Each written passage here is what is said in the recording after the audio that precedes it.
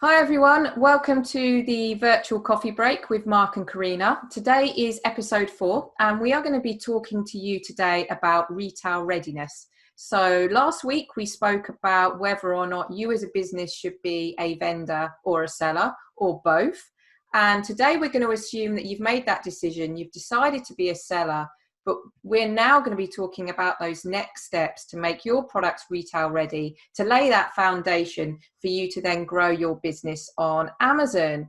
So Mark and I are first off going to be talking about a couple of points that are going to make your products retail ready on Amazon. So Mark, we talk about retail ready a lot, but what does retail ready really mean? Yeah. Hey, everyone. I think that's a good point, Karina, because retail readiness can mean different things to different people. I think if you talk to Amazon and Amazon experts like ourselves, we can categorize it into 4 areas. I think we start off with looking at listing optimization, which we'll come on to, but looking at images, looking at titles, bullet points, descriptions, basically your shop window that your customer sees. Pricing, which a lot of people don't think about, but actually pricing is hugely important because if you don't get pricing right, then you're not going to have a successful business on any marketplace, never mind Amazon. Inventory is another one where, you've got to make sure that if you are in demand from customers, that you can fulfill your orders and use the correct logistics strategy. And then finally, the important one that everyone loves about Amazon is reviews. How are you going to drive reviews? Because reviews are becoming ever more important in marketplaces, particularly when consumers have a lot of choice, right? So I think those are probably 4 areas. I might have missed out some, but that's typically what I'm used to speaking with clients on. There are many more subcategories, but yeah, I think that's probably fair. Would you say? Yeah, definitely. And this is often how it works, isn't it? When we work with new sellers that come on board, often sellers, the question is, how soon do you think we're going to be able to grow the business and be able to get those sales in? And that's when we often turn around and say, well, first step is getting your listings retail ready. Before you can even start thinking about growth, you need to get these items retail ready, which is, as you mentioned, ticking all these four points before you can really accelerate. So I think if we first sort of price and inventory are the 2, but you've probably got to figure out even before you actually set those products up on Amazon, right? And when it comes to inventory, really the seller needs to think about the 2 different inventory, the two different channels that are available, which is either them fulfilling it themselves or Amazon fulfilling it. So them fulfilling it themselves, also known as fulfilled by merchant, FBM, or fulfillment by Amazon, where Amazon manage it all, FBA. And sometimes you find, I know when we have conversations with sellers, they're still sort of umming and ahhing, and that's always the first question, as in, well, we want to be a seller, but we don't know whether we should fulfill those orders ourselves, or we should do it by using Amazon. Yeah, absolutely. Yeah. And I think the key difference here is for businesses and for those that are watching, it's that there's one big point when you're thinking about fulfilling is, one, if you have the ability to fulfill those orders directly to consumer. And also the other point, even if you do have the ability to fulfill those products directly to consumer, your products aren't going to be Prime eligible. And it all comes down to this Prime badge, right? Where over 50% of Amazon customers or even more are Prime customers. And so that Prime badge, if you don't have that Prime badge, you are really missing out on that audience. Massively. They're a premium audience. I think if you look at the UK, and it's been a while since I've seen an Amazon presentation deck directly from Amazon, but over 34 million unique customers a month. You mentioned half of them Prime members. So yeah, I think the last count I saw was 15 to 17 million Prime customers. The Prime audience is the ones you want to reach because they'll spend more. They don't mind spending a bit more to get next day or 2-day delivery. But I think for anyone, Karina, so if anyone's watching this video and has done most of those steps up until this point, but they're at the stage of where they're trying to discuss, right, retail readiness with regards to list optimization. Although there are many areas you can cover on that, how would you summarize a good strategy for listing optimization? Yeah, so if we go to listing optimization, it's all about creating listings for search and conversion. So search being that you want your products to appear organically in the search results based on keywords that are relevant to your product. And then conversion is when the customer then sees your product in search results, that they then click to the product page and then they add to cart and make a purchase. So it's the listing optimization is kind of that whole journey from your product being discoverable all the way to the customer actually purchasing it. And there's loads of different areas within it. So when we talk about listings, we're talking about the title, the bullet points, the product description, and of course the keywords as well. And then of course the images. And the customer is going to look at each of those at different stages throughout the journey.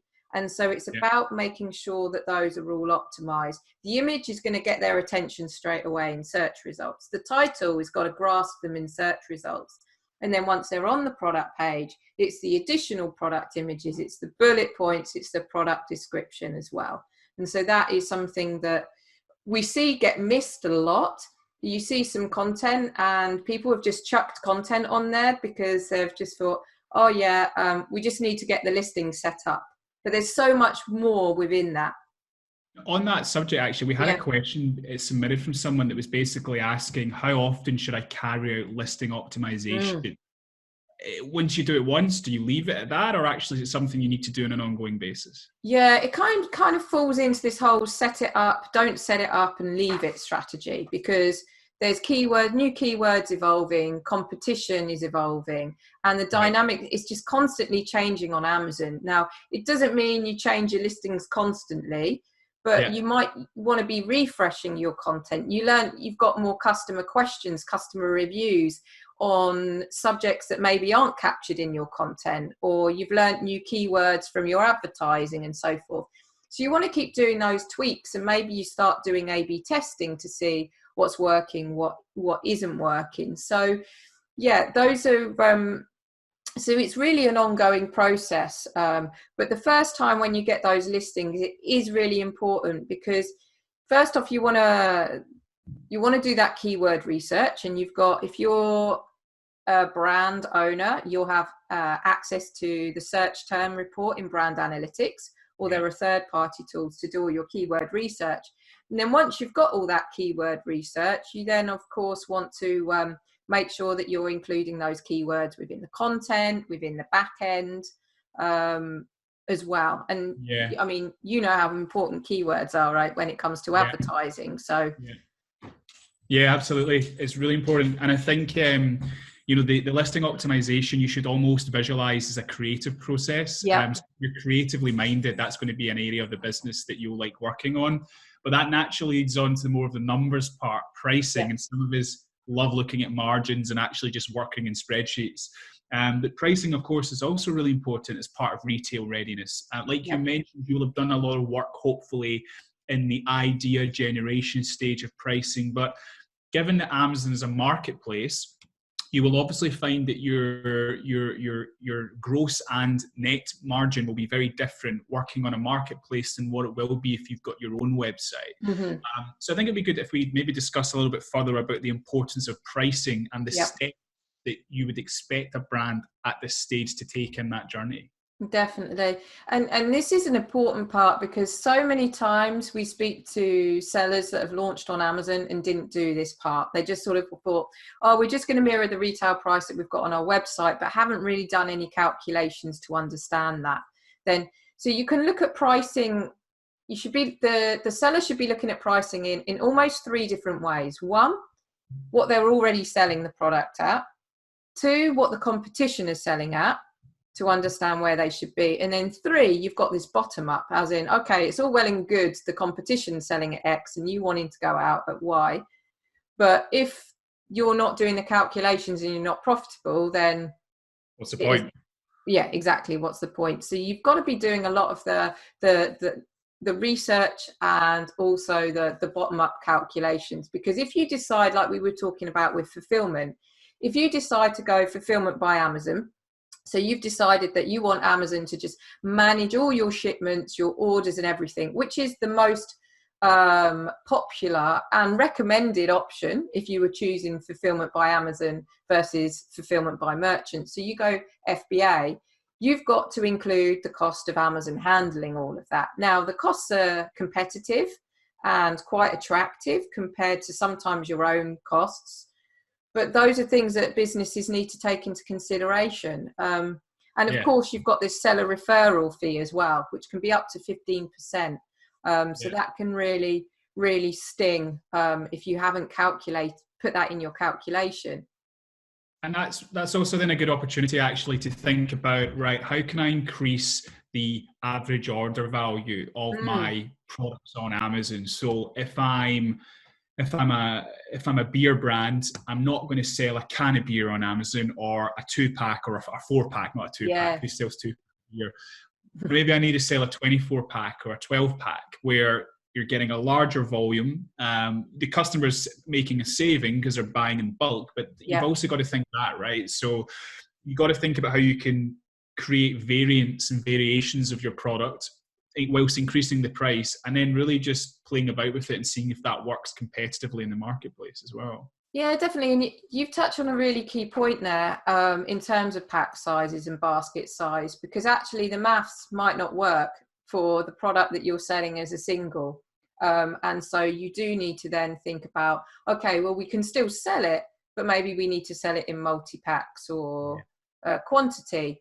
But at the same time, it's about getting that balance between, if a customer's new to your product, if you have a quantity that is almost too big for a trial, it's going to also put customers off, right? So it's about finding that balance. And really it's, you've got to do your own calculations. And then, of course, we spoke about seeing what competitors are doing and what's working.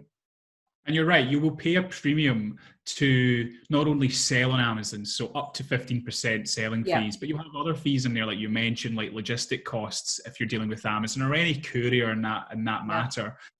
But that's what comes with accessing a premium, highly active buying audience, is that you pay a premium. So it's finding a nice balance of what you're comfortable with doing on Amazon or any marketplace versus what you're maybe doing on your own website. There is, of course, going to be a trade-off there. Yeah, exactly. And I think inventory, just kind of, because we're kind of talking about how pricing and inventory are tying into each other, but the importance of inventory, both from the correct logistics model.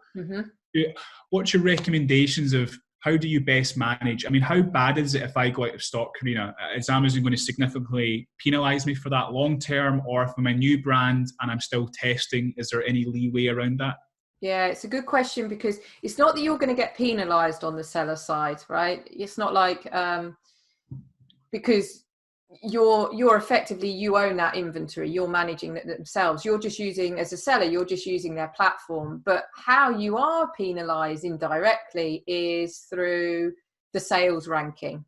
So you're doing all this work to get your products to appear up the sales rank. That's where everyone wants to be, at the top of the sales rank and appear for the major keywords.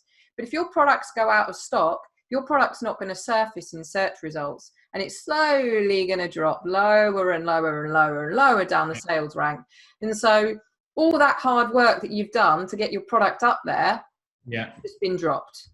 So the more you can keep the momentum, Amazon is all about momentum. So you need to keep that momentum going. So out of stock definitely can damage your product for temporarily. The idea is that if you've got a fantastic product, as soon as it goes back into stock, you can get it up the rank again. But it's all that work playing around with help pushing it back up, and it goes down and so forth, that really you just want to avoid. Yeah, and to be honest with you, you could probably, and we probably will do this, maybe create a separate video to talk about inventory and logistics, but not just if you're working with one marketplace. Actually, what happens if you're working across a pan-EU strategy? How does that work? Because I do know a lot of brands recently who are coming to the table and wanting to implement a pan-EU strategy, but it's fairly it's not fairly complex. It just requires some more steps. But that I think we've probably covered that fairly well. Yeah, and completely. I think then looking at one of the most important aspects to your strategy and retail readiness is customer reviews. Something Amazon goes on about, we all talk about, and we all want to make sure that we're getting good reviews, and we've actually got a review strategy. What's your thoughts on that? Yeah, reviews are vital on Amazon, because Amazon have just created this review system that everybody needs to wants to hear that experience of the customer. Was it a positive experience? Was it of a negative experience? And just really understand, because that's now everybody wants to hear what other people were saying about things. And so, you know, if a product has no reviews, well, the customer gets no answer there. So they're going to try and find, well, you're taking a risk there, right? If there's no reviews, because you're not sure if it could be a fantastic product, but you don't know, you haven't heard from anyone. But at the same time, you know, if you're going to go and click on a product and it's got loads of positive reviews, you're probably going to be more inclined to purchase that. And then, of course, the one with the negative reviews, you're probably going to run a mile from, you know. Yeah. So it really does influence the customer's decision. And it also helps with ranking and Amazon algorithm and so forth as well. Yeah, I mean, you're looking from a review perspective. You want to have at least 3.5 stars. Yeah. And you want to have at least 15 to 20 reviews. And when you start hitting that level, that's when Amazon really starts kicking in. That's when the algorithms start picking you up a bit more. So 3.5 stars, anything under 3.5 stars will have a significantly less conversion rate. I mean, I've got quite a good story of the importance of reviews. So a few years ago, my parents were moving house into a new apartment, and we ordered a bed from Amazon for them. And actually it looked great. So the pictures looked good.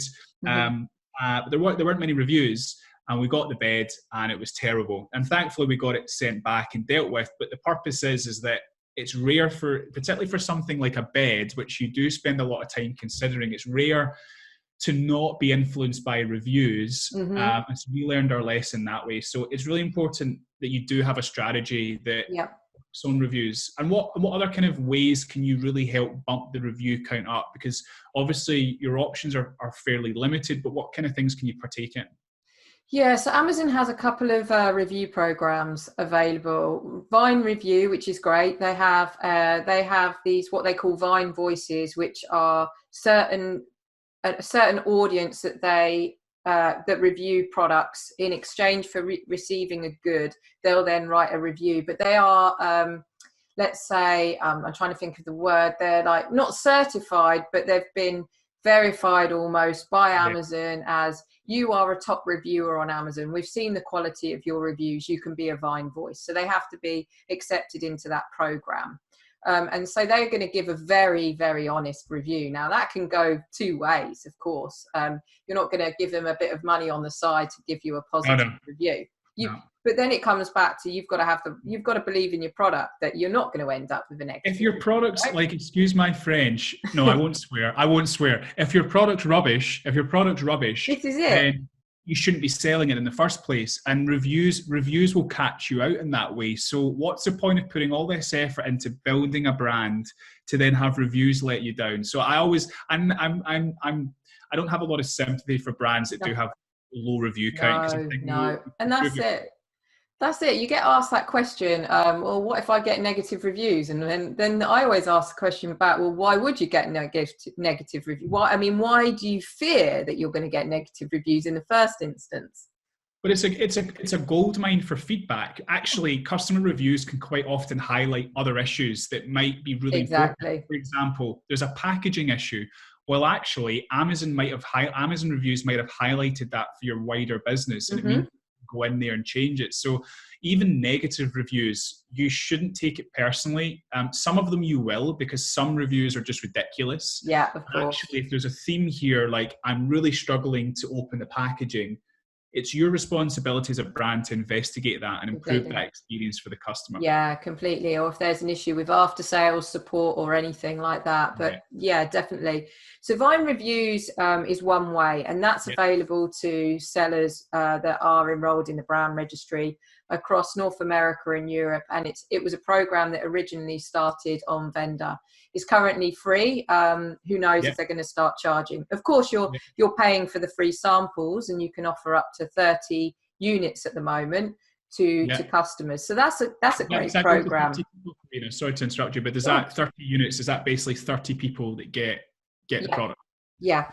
At the moment, there's a limit on the number of products you can enroll. I believe it's about 5 products, but again, it's new. It's opened up to the seller side. Who knows how that's going to evolve?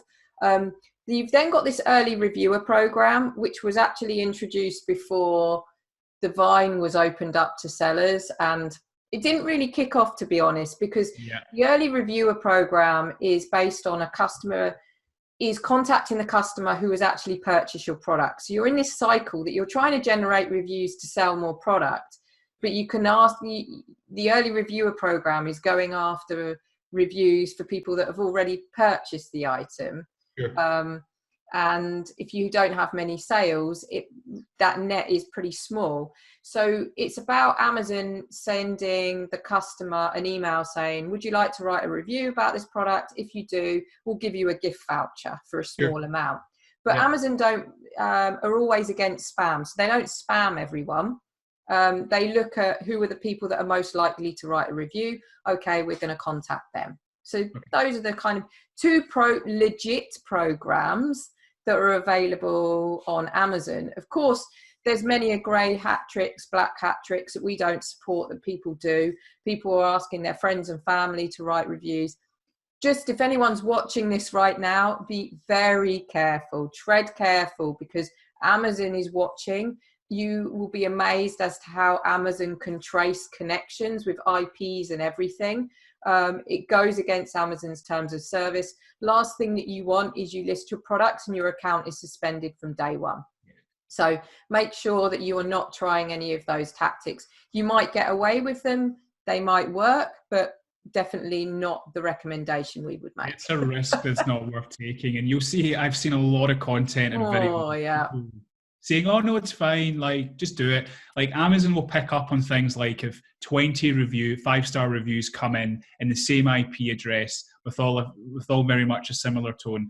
Like at the end of the day, just follow the guidelines, because if you have a good product, it's going to be okay. Exactly. Oh, and just to add to that one, there are third-party software companies out there like Feedback 5 where you can actually solicit reviews, where you send out, it's all sort of connected with the Amazon, with Seller Central, and you send out emails to customers that purchased an item saying, we hope you found the experience, you had a good experience, you've received your item, we'd like you to, would you be interested in writing a review? Yeah. That is still an option, but you have to tread very carefully, again, within terms of service. Now, these companies can vet anything that you send out to make sure that it does. So it is an option to solicit, and we class it as email solicitation, review solicitation. Yeah. But just, again, tread carefully, terms of service, be very familiar with those, because when you're contacting customers, if you start saying, hey, we'd love you to leave us a 5-star review, or if you had a bad experience, contact us. In other words, don't write a review, then of course that's dodgy territory. Yeah, no, fair enough. So we've got, in summary, listing optimization, pricing, inventory, and reviews. There's technically a 5th one you could add in there. We were discussing before the call about advertising, but actually we think that we'll probably do a follow-up video, because that's almost a step after you've done all of this. Is that fair to say? Yeah, definitely. Those are the four key points. And just to jump back on listing optimization, one thing that I have actually seen where some businesses spend a lot of focus on, or too much attention on, is solely on search. So businesses very much think, okay, we want all these keywords, and start stuffing those listings. One thing when we talk about listing optimization is making sure that content is converting, it is compelling, right? That it isn't about really long-winded content just to work for SEO, that it